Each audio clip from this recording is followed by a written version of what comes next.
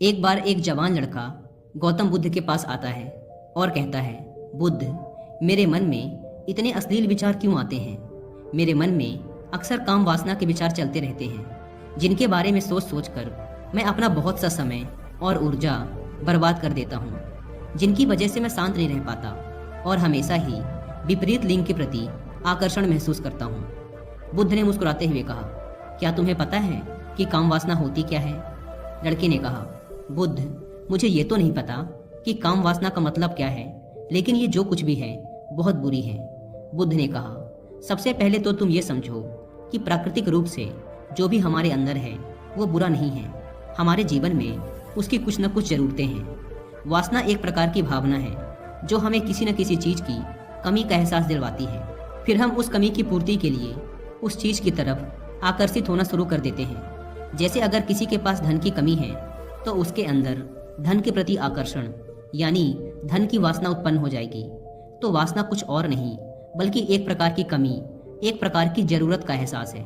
और जब ये जरूरत शारीरिक हो तो हम इसे काम वासना कह देते हैं। लड़के ने कहा, बुद्ध, ये तो समझ में आ गया कि काम वासना का मतलब क्या है, लेकिन ये हमारे अंदर आती कहाँ से है, ये उत्पन्न कैसे होती है? बुद्ध ने कहा, काम वासना कहीं से आती नहीं बल्कि ये प्राकृतिक रूप से हमारे अंदर ही मौजूद है और इसका होना जरूरी भी है, क्योंकि यही मानव जाति के विस्तार का आधार है। लड़के ने कहा, बुद्ध, जब काम वासना प्राकृतिक रूप से हमारे अंदर मौजूद है तब फिर लोग काम वासना को गलत क्यों बोलते हैं? बुद्ध ने कहा, यह एक बहुत बड़ी समस्या है कि लोगों ने काम वासना को गलत नजरिए से देखना शुरू कर दिया है, इसे दबाने की कोशिश करना शुरू कर दिया है। काम वासना का होना गलत नहीं है बल्कि काम वासना का बेलगाम होना गलत है। केवल उसी के बारे में हमेशा सोचना, केवल उसी के लिए जीना, केवल उसी को अपने जीवन का लक्ष्य बना लेना गलत है। बुद्ध ने उस लड़के से पूछा, तुम्हें क्या लगता है, क्या जानवरों में भी काम वासना होती है?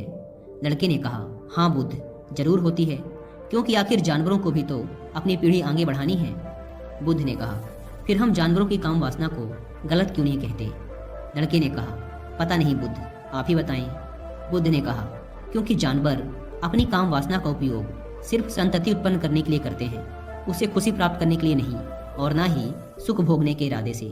क्योंकि जानवरों को प्रकृति ने इतनी सोचने समझने की क्षमता नहीं दी कि वो अपनी काम वासना को अपने क्षणिक सुख का आधार बना सके, जबकि हम इंसान अपनी सोचने समझने की क्षमता का उपयोग करके प्रकृति में पाई जाने वाली हर चीज का अपने सुख और आनंद के लिए उपयोग करने का प्रयास करते हैं। हम इंसानों ने काम वासना के साथ भी यही किया है, इसे अपने आनंद और भोग का आधार बना लिया है।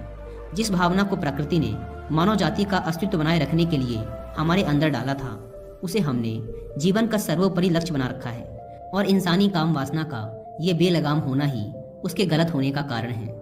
लड़के ने कहा, बुद्ध, लेकिन ये काम वासना हावी होती क्यों है? इसके बेलगाम होने का कारण क्या है? बुद्ध ने कहा, काम वासना के बेलगाम होने के 4 बड़े कारण हैं, जिसमें से पहला कारण है जीवन में किसी बड़े उद्देश्य का ना होना। बुद्ध ने उस लड़के से पूछा, क्या जब तुम किसी काम में व्यस्त होते हो तब भी तुम्हारे दिमाग में अश्लील विचार आते हैं?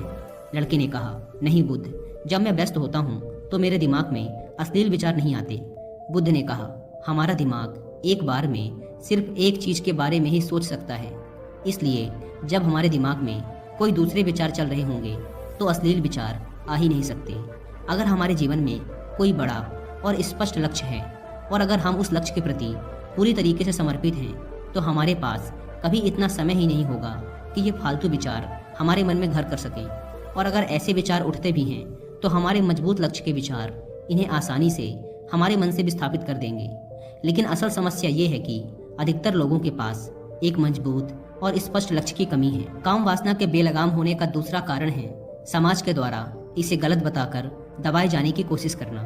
लोगों के एक बड़े तबके ने कामुकता को हमेशा ही शक की नज़र से देखा है और इसका सबसे बड़ा कारण है कि हमने अपने यौन अंगों को शरीर के बाकी अंगों की तरह स्वीकार नहीं किया, जबकि हमारे यौन अंग भी हमारे बाकी अंगों जैसे हाथ, पैर, मुंह आदि के समान ही बस एक अंग हैं जो अपना काम करते हैं, जिसके लिए प्रकृति ने उन्हें बनाया है। लेकिन हमने इन प्रजनन अंगों को कुछ ज़्यादा ही रहस्यमय बना दिया है और जब कोई चीज़ रहस्यमय बन जाती है तो उसके प्रति लोगों की एक अलग ही रुचि जागृत हो जाती है, जिसकी वजह से लोग जाने अनजाने में काम वासना के प्रति आकर्षण महसूस करते हैं। बुद्ध ने आगे कहा, जब किसी विचार को दबाने का, उसका दमन करने का प्रयास किया जाता है, तब वह विचार और मजबूती के साथ उभर कर आता है। और यही काम वासना के विचारों के साथ भी किया जा रहा है। बुद्ध ने कहा, अगर मैं तुमसे कहूँ कि आम के बारे में मत सोचना, तो तुम्हारे मन में पहला चित्र किस चीज़ का आया? लड़के ने कहा, बुद्ध, मेरे मन में पहला चित्र आम का ही आया। बुद्ध ने कहा, इसी प्रकार जब हम अश्लील विचारों को जबरदस्ती रोकने का प्रयास करते हैं तो वो और मजबूती के साथ हमारे अंदर उठते हैं। इसलिए कभी भी विचारों को दबाने की कोशिश ना करें। लड़के ने कहा, हाँ बुद्ध, ये तो मैंने भी महसूस किया है। बुद्ध ने कहा, इंसानों में कामुकता के हावी होने का तीसरा कारण है हमारा अपने विचारों के प्रति जागरूक ना होना। हमारे मन में कैसे विचार चल रहे हैं, हम इस पर कभी ध्यान ही नहीं देते। हमारे मन में उठने वाले विचारों के बारे में एक अनोखी बात यह है कि जब हम किसी एक चीज़ के बारे में विचार करते हैं तो हमारा मन उसी से संबंधित और भी विचार हमारे सामने रखना शुरू कर देता है, और फिर ऐसे ही हमारे मन में विचारों की एक श्रृंखला बन जाती है जिस पर हम उलझ कर रह जाते हैं। ठीक ऐसा ही होता है अश्लील विचारों के साथ। हमने एक बार किसी को देखकर अपने मन में एक अश्लील विचार पैदा किया, फिर हमारा मन अपने आप ही इन विचारों की श्रृंखला बना देता है, जिनके बारे में सोच सोच कर हम अपनी बहुत सी ऊर्जा और समय बर्बाद कर देते हैं। इसलिए पूरी जागरूकता के साथ अपने अंदर उठने वाले विचारों पर ध्यान देना जरूरी है। बुद्ध ने कहा, अश्लील विचारों के हावी होने का चौथा कारण है बुरी सोच और अश्लील विचारों वाले लोगों की संगति करना। कई बार ऐसा होता है कि कामुकता हमारे अंदर नहीं होती, लेकिन कुछ अश्लील लोगों के साथ रहने की वजह से ये हमारे अंदर हावी हो जाती है। लड़के ने कहा, हाँ बुद्ध, ये बात तो मैंने खुद महसूस की है। बुद्ध ने कहा, इसलिए बुरे विचार वालों और अश्लील लोगों से दूरी बनाकर रखनी चाहिए। लड़के ने कहा, बुद्ध, ये तो समझ में आ गया कि कामुकता हावी कैसे होती है, लेकिन इसे हावी होने से रोका कैसे जा सकता है? बुद्ध ने कहा, सबसे पहले तो तुम ये समझो कि काम वासना की ऊर्जा को रोका नहीं जा सकता, इसे सिर्फ रूपांतरित किया जा सकता है। और इस ऊर्जा को रूपांतरित करने के दो तरीके हैं, पहला है प्रेम और दूसरा है ध्यान। जब हम सच्चे प्रेम में होते हैं तो हमारे अंदर के कामुकता की ऊर्जा हमारी खुशी और हमारे आनंद में परिवर्तित हो जाती है। लेकिन ज़्यादातर लोग शारीरिक आकर्षण को ही प्रेम मानते हैं, जो कि ऊर्जा का व्यय करता है, रूपांतरण नहीं।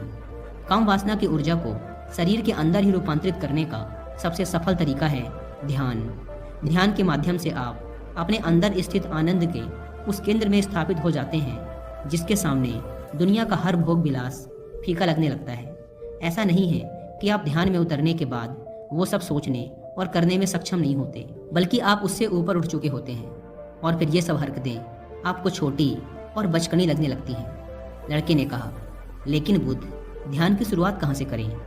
बुद्ध ने कहा, सबसे पहले तुम खुद के साथ अकेले में समय बिताना शुरू कर दो, क्योंकि जो इंसान जिसके साथ सबसे ज़्यादा समय बिताता है वो उसको सबसे ज़्यादा जानने लगता है। और जब तुम खुद को जानना शुरू कर दोगे तो ये सारे भौतिक सुख तुम्हें छोटे लगने लगेंगे। और फिर एक दिन ऐसा भी आएगा जब तुम्हारे चाहे बिना तुम्हारे दिमाग में किसी भी प्रकार के विचार उठने बंद हो जाएंगे।